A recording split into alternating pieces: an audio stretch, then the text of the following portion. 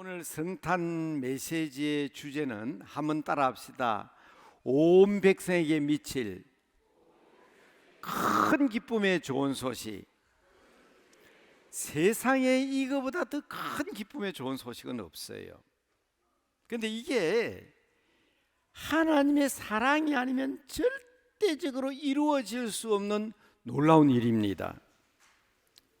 어떻게 하나님이 사람이 됩니까? 이해가 되세요? 하나님이 사람 되셨다. 이건 어디에도 이해할 수 없는, 도무지 이해할 수 없는 놀라운 일입니다. 하나님의 큰 사랑이 아니면 안 됩니다. 더군다나 여러분, 앞뒤가 맞지 아니하는 논리가 성립이 됐는데요. 자, 제가 한번 요새 하도 TV에 재판 얘기를 많이 하니까 제가 재판하는 판사의 입장에서 또 우리 변호사님들이나 우리 교회도 법을 전공한 사람들이 많으니까 아마 제 이야기를 충분히 이해할 거예요. 어떤 사람이 죄를 지었어요. 잡혀왔어요. 자, 재판을 합니다. 사랑으로 재판을 하면 용서해 줘야 돼요. 그렇지요? 아이고, 얼마나 힘들고 어려웠으면 남의 물건을 훔쳤을까? 얼마나 힘들고 어려웠으면 그런 죄를 저질렀을까? 그게 사랑이거든. 용서해 줘야 돼요. 그게 사랑입니다. 그런데 재판은 공의로운 재판이 돼야 되거든요. 의로운 재판이 돼야 돼요. 법대로 하는 재판이 돼야 돼요. 그러니까 이 사람은 죄를 지었으니까 당연히 벌받아야지. 당연히 벌받아야지. 그게 공입니다. 여러분 한번 생각해 보세요. 한 재판관이 사랑과 공의를 동시에 실현할 수가 없어요. 절대로 사랑과 공의는 이 땅에서 한 자리에 있을 수가 없어요.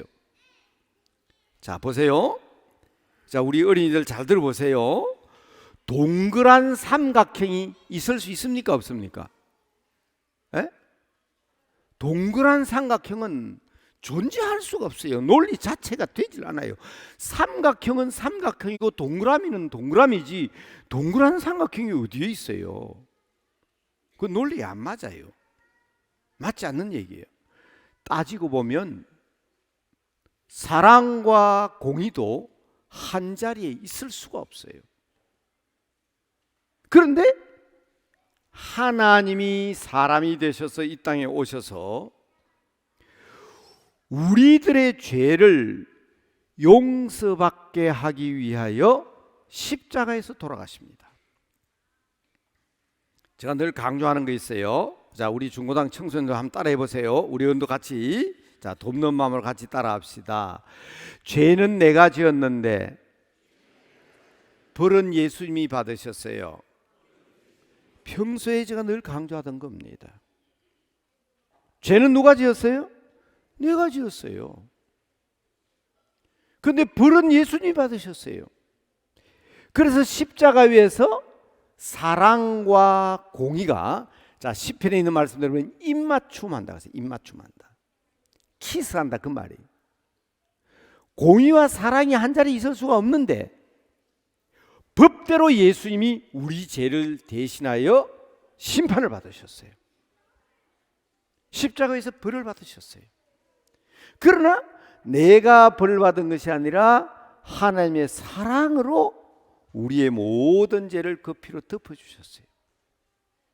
하나님은 세상 모든 사람들을 사랑하시기 때문에 온 백성이 미칠 큰 기쁨의 좋은 소식은 뭐냐? 바로 그 하나님이 우리를 위하여 이 땅에 오셔서 날 대신하여 죽으시기 위해서 베들레헴 말 구유에서 저 멀리 있는 골고다 십자가를 바라보시면서 태어나신 놀라운 일입니다.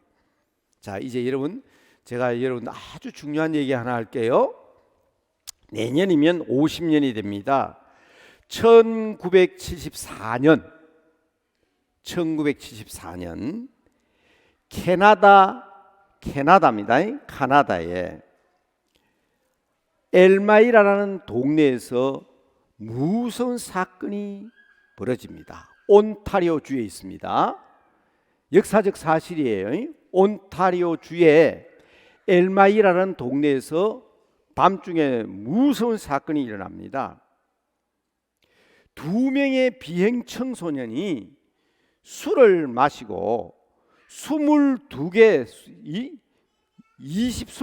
가옥을 때려 부수는데 유리창을 다 때려 부수고 지붕을 내려앉히고 23대 차량에 펑크를 내가지고 차들이 다 주저앉는 엄청난 사건이 벌어졌어요. 온 동네가 쑥대밭이 된 거예요. 술에 만취한 두 젊은이를 당해내지를 못했습니다. 그 두 사람이 구속이 됐어요. 비행 청소년 두 사람이. 그게 1974년에 있었던 사건입니다. 제가 주소도 정확하게 얘기했잖아요. 온타리오주 엘마이라. 이 유명한 사건입니다. 그런데 그 당시에 재판을 맡은 사람이 맥코넬이라는 재판관입니다. 이 판사는요 매우 엄격하고 철저한 법대로 하는 사람이에요. 그런데 예수 믿는 사람이죠. 이 젊은 두 청년을 벌을 준다고 해서 그 마을에 사는 사람들의 마음이 치유가 될까요? 회복이 될까요? 벌써 이 마을에 살 수 없다고 너무나 트라우마, 큰 상처를 받고 두 가정, 세 가정이 마을을 떠나기 시작했습니다. 그때 이 맥코넬 재판관이 판사가 법대로 재판한다고 해서 문제가 해결되는 것이 아니다. 그래서 한 번도 자기가 그랬습니다. 선례가 없는, 지금까지 한 번도 보지 못한, 선례가 없는 불법적인 재판을 내가 하겠다 그랬어요. 그게 캐나다에서 전 세계로 메노나이트 교회를 통해서 전 세계로 확산되어 가는데 이것을 뭐라고 그러냐, 참 놀라운 일인데 이 놀라운 재판 사건으로 말미암아 법을 전공한 사람들은 이 사람들이 사용하고 있는 너무 전문적인 용어이기 때문에 제가 잘못 얘기하면 안 되니까요, 이것을 회복적 정의운동이라 합니다. 한번 따라합시다. 회복적 정의운동. 이거 우리 모르면 안 돼요. 이 단어를. 예수 믿는 사람이 이 말을 모르면 안 됩니다. 회복적 정의라 그럽니다. 회복적 정의. 우리나라에서 말입니다, 어떤 사람이 범죄를 저질렀어요. 피해자가 TV 인터뷰를 하는데 이렇게 얘기합니다. 그 사람은 사형에 처해야 돼요. 우리 집에 당한 고통을 생각하면 그 사람은 사형에 처해야 된다고. 그 사람은 무기징에 처해야 된다고. 5년 10년 하니까 막 그러죠. 화를 내면서 그럴 수가 있나. 내가 당한 고통을 생각하면 그 사람도 고통을 당해야지. 이게 일반적으로 사회에서 말하는 정의입니다. 그런데 보세요. 가해자가 벌을 받는다고 해서 피해자가 회복이 됩니까? 저 그걸 묻고 싶은 거예요. 메노나이트 교회는 우리 기독교 가운데 아주 작은 교단입니다. 우리 한국에도 교회가 몇 개 없어요. 메노나이트 교회는 우리 장로교와 같이, 감리교와 같이 한 교단입니다. 캐나다 메노나이트 우리 개신교 교회에서 회복적 정의 운동을 하는데 맥코넬 목사 판사님의 재판 내용이 이겁니다. 두 사람에게 그 마을을 방문해서 집집이 가서 무릎을 꿇고 사과를 합니다.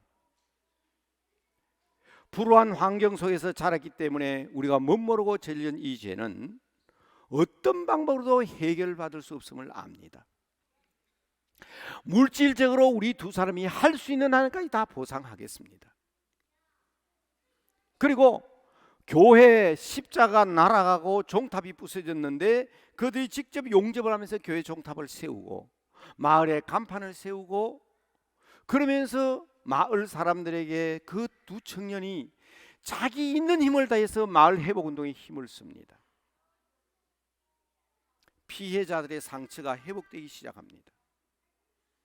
그리고 가해자들도 거기에서 자기의 잘못을 깨닫고 새 사람이 되기로 다짐하면서 그 일을 감당하는데 이것을 회복적 정의라 그렇게 얘기합니다. 법 전공한 사람들 물어보세요. 내년이 50주년이 됩니다. 회복적 정의운동이 일어난 지 50주년입니다. 제가 이 말씀을 드리는 것은 맥코넬 판사의 그 유명한 말을 지금 여러분들에게 말씀드리기 위해서입니다. 나의 재판은 불법적 재판이었다. 그리고 선례가 없는 재판이기 때문에 너무너무 힘들었다. 너무너무 고통스러웠다. 그 엄격하고 법대로 한 재판관이 그렇게 고백합니다. 여러분, 선례가 없는 처음 시도하는 일은 무척 어렵고 힘듭니다. 코로나 이후로 한 번도 겪어보지 못한 한국교회와 성도들은 지금 큰 어려움 가운데 있습니다. 우리 교회도 선례가 없는 방법으로 교회를 새롭게 해보자고 몸부림치다가 마음대로 되지 않았습니다. 선례가 없는 일은 힘든 일입니다. 어려운 일입니다. 그러나 여러분 낙심하지 마십시오. 선례가 있습니다. 그것이 바로 예수 그리스도의 사랑입니다. 주 안에서만 가능한 것입니다. 불법적 재판을 한 것처럼 보이지만은 그러나 그것이 하나님의 큰 뜻이었습니다. 그래서 지금도 한국에서도 메노나이트 성도들은 이 회복적 정의운동, 예수 그리스도를 위한 영광을 위한 회복적 정의운동을 부르짖고 있습니다. 여러분, 우리가 다 죄인들입니다. 우리가 다 하나님 앞에 용서받지 못할 사람들입니다. 그러나 하나님께서는 우리에게 기회를 주셨습니다. 그것이 오늘 설교 제목입니다. 예수 그리스도 안에서.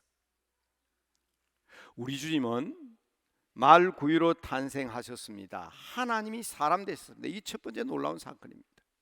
두 번째 놀라운 사건은 주님께서 십자가 앞에 놓고 이렇게 기도하십니다. 아버지, 아버지와 내가 하나인 것처럼 저들도 하나가 되게 하시고, 아버지가 내 안에 내가 아버지 안에 있는 것처럼 저들도 우리 안에 거하게 하소서. 이게 두 번째 놀라운 사건입니다. 십자가의 사건은 우리가 절대로 하나님과 한 가족이 될 수 없습니다. 우리는 절대로 하나님의 사랑을 받을 수 없습니다. 왜? 죄인들이기 때문에 지옥 가야 될 인생들입니다. 그런데 이 놀라운 일을 위해서 우리 주님께서는 불법적인 표현은 좀 그렇지만은 율법과 맞지 아니한, 율법은 반드시 눈에는 눈, 코에는 코, 이에는 이, 그게 율법이잖아요. 그 선례를 깨뜨리고 우리 주님께서 그 십자가의 놀라운 사건을 눈앞에 놓으시고, 아버지가 내 안에 내가 아버지 안에 있는 것처럼 우리도 하나가 되고 우리 안에 거하게 하소서. 그래서 여러분 수없이 제가 강조했습니다. 사도 바울의 신학은 엔 크리스토스의 신학이다. In Jesus Christ, 예수 그리스도 안에, 그리스도 안에서만 가능한 겁니다. 모든 사람들이 그리스도 안에 있어야 합니다. 여러분, 이 놀라운 사건을, 이 놀라운 일이 인간적으로 가능한 일이냐 이 말입니다. 그래서 마지막 세 번째입니다. 말씀의 오늘 마지막 부분입니다. 우리를 다 그리스도 안에서 하나가 되게 하시고, 그리고 in Jesus Christ and Christos, 그리스도 안에 아버지와 내가 하나인 것처럼 나도 아버지와 하나가 되어, 에베소서에 나오는 것처럼 우리는 하나님의 권속이요, 하나님의 가족이요, 하나님의 친족들입니다. 하나님의 자녀들입니다. 주일 학생들 노래 부르죠. 왕왕왕왕 나는 왕자다. 어느 나라에? 하나님 나라에 나는 왕자다. 우리가 어떻게 왕자가 됩니까? 그러나 예수님께서 그리스도 안에서 가능케 하셨습니다. 자매님들, 공공공공 나는 공주다. 하나님 나라에 나는 공주다. 옛날 부를 때 내가 비록 어릴지라도 나는 공주다. 그게 그리스도 안에서 가능한 거예요. 그런데 말입니다, 왕자로서 공주로서 하나님의 자녀로서 회복적 정의운동을 실현할 수 있는 힘이 어디에서 오느냐? 그것도 우리에게는 impossible, 불가능합니다. 그런데 그것을 가능케 하기 위하여 우리 주님께서 제자들에게 말씀하십니다. 내가 가면 너에게 힘이 되고 능력이 되고 다이나믹한 힘을 주겠다. 그게 뭐예요? 성령님이에요. 성령 안에서만 가능한 것입니다. 자, 오늘의 말씀을 마치면서 세 가지로 여러분 요약합니다. 첫째는 우리 주님께서 탄생하신 놀라운 사건, 인카네이션, 성육신 사건. 그리고 그 다음에는 놀라운 십자가의 사건. 이것이 회복적 정의운동에 우리 주님께서 이루어놓으신. 맥코넬 판사님은 선례가 없는 일이라 참 어렵다 그랬는데요, 우리 교회를 개혁하고 새로운 방향으로 선례가 없는 일을 행하는 것은 참 어려운 일입니다. 우리 교회 교인들은 저는 실감했다고 생각합니다. 그러나 그는 이 젊은이들에게 사과하게 하고 방문하게 하고 현금으로 배상하게 하고 잔디를 깎든지, 그것도 안 되면 펜스를 수리하고 용접하고 그러면서 새로운 선례를 만들어서 예수 그리스도의 뒤를 따르는, 그래서 그 젊은이들의 앞길이 열려지고, 주민들도 보세요. 그 사람이 벌 받는다고 해결됩니까? 여러분, 유명한 밀양이라는 영화가 있어요. 제 고향이 밀양이기 때문에 저는 그 영화에 처음부터 끝까지 아주 눈을 부라리고 본 게 있어요. 그런데 그 여인이 자기 아이를 죽인 범죄인을 찾아갔을 때 그 사람이 나는 이미 용서받았다. 그런데 가해자는 용서받았다 하는데, 세상 얘기로 하면 5년, 10년, 20년 살고 나오면, 감옥 살하고 나오면 나는 이제 다 벌 받았다고 끝났는데, 피해자는요? 피해자는? 그걸로 피해자의 문제까지 회복이 됩니까? 트라우마가 해결이 되고 치유가 되는 겁니까? 이게 중요한 거예요. 그래서 회복적 정의운동을 얘기하는 겁니다. 이 놀라운 일을 위하여 십자가 짊어지셨고, 우리가 이것을, 사실 이게 인간적으로 이해가 되면 이상한 거잖아요. 이해될 수 없는 일이잖아요. 그런데 이해될 수 있도록 해주시기 위하여 우리에게 성령님을 보내주셨습니다. 말씀을 마칩니다. 여러분, 선례가 없는 것이 아닙니다. 한번 따라합시다. 새 일을 행합시다. 우리가 새로운 일을, 그리스도 안에서 새로운 일을 행해야 합니다. 저는 오늘 세례받는 두 분에게도 얘기했습니다. 우리 남대문교회는 한국교회에서, 아니 대한민국 조선 역사에 새로운 일을 시발점을 놓았던 교회입니다. 선교사가 들어와서 새로운 일을 시도했습니다. 그래서 많이 순교했습니다. 어려운 일을 겪었습니다. 새로운 일을 시도할 때는 그런 어려운 일이 있습니다. 고난이 있습니다. 그러나 오늘은 한국교회가 6만 교회를 자랑합니다. 이제 우리 남대문교회도 한국교회의 새로운 역사를 위해서, 남대문교회의 새로운 역사를 위해서 새로운 일을 행해야 합니다. 선례가 없다고 생각하면 안 됩니다. 불가능한 일도 가능케 하시는 그분이 우리를 위하여 십자가 지셨습니다. 그래서 우리는 지혜를 얻어야 합니다. 기도함으로. 용기가 필요합니다. 성령님의 능력으로. 그래서 오늘 말씀의 마침에 단어는, 키워드는 새 일입니다. 새 일. 그리고 지혜. 기도 없이 지혜를 얻을 수가 없습니다. 그리고 용기. 성령님을 말미암은 용기입니다. 성탄절 메시지가 회복적 정의운동을 얘기하면서 우리가 오신 주님과 함께 새 일을 행하자, 기도함으로 지혜를 얻자, 그리고 성령님을 통하여 용기를 가지고 나아가는 여러분들 되시기를, 개인 사업이나 가정적 일이나 자녀의 일을 두고도 똑같이 오늘 이 성탄절의 여러분 마음의 각오와 다짐이 있기를 주님의 이름으로 축복합니다. 축복합니다. 축복합니다. 기도하겠습니다. 하나님, 우리 주님께서 2000년 전에 베들레헴 말 구이로 오신 것은 하나님께서 보라 내가 새 일을 행하리라 이사야 선지자에게 약속하셨던 약속의 말씀을 성취하시기 위하여 놀라운 일을 시도하셨고, 우리 주님은 이 땅에 강생하셔서 놀라운 역사를 새롭게 시작하셨습니다. 그래서 우리는 기원전, 기원 후 BC와 AD로 나누어지는 놀라운 역사를 체험케 되어 2000년의 역사가 흘러왔습니다. 그러나 아버지 하나님, 우리가 이 새로운 일을 행하기 위해서는 하나님 주시는 능력과 힘이 필요합니다. 지혜가 필요합니다. 그래서 우리 주님께서 십자가 짊어지시고 우리와 하나가 되심으로 우리에게 아버지 앞에 기도할 수 있는 큰 특권을 주셨습니다. 이 지혜를 통하여, 이 기도를 통하여 이 놀라운 일을 행하되 늘 부족하고 연약합니다. 용기를 주시고 힘을 주시옵소서.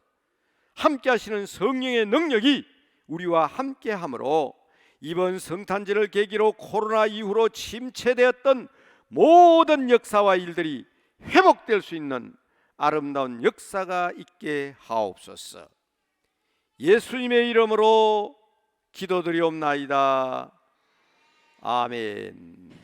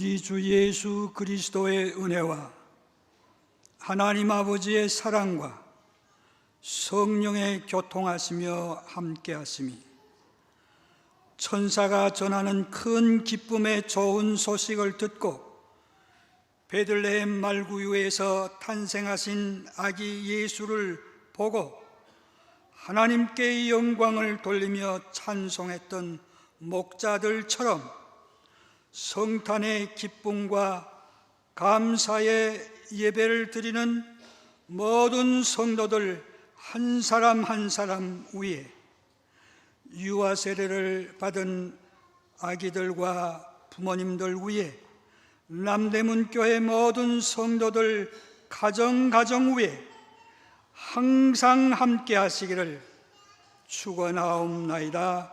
아멘.